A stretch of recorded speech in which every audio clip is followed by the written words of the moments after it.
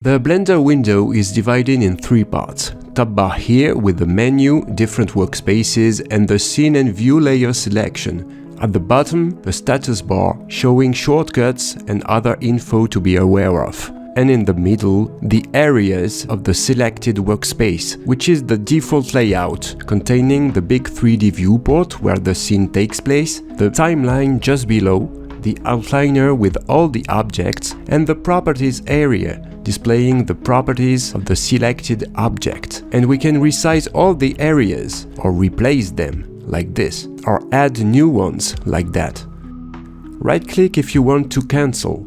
Take some time to play with it.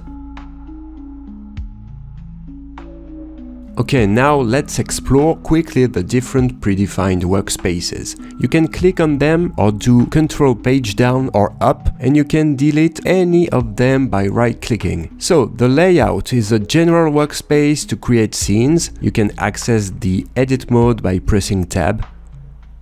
Modeling is basically the edit mode, where you can modify the geometry of meshes. Sculpting is for sculpting.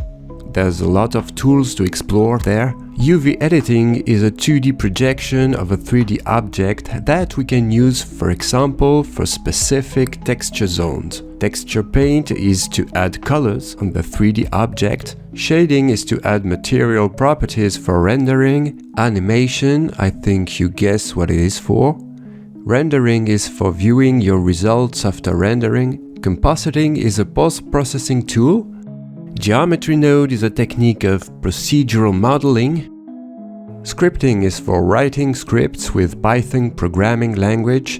And here we can add other workspaces like 2D animation, video editing or motion tracking. Okay, see you in the future videos to explore all of this. Bye!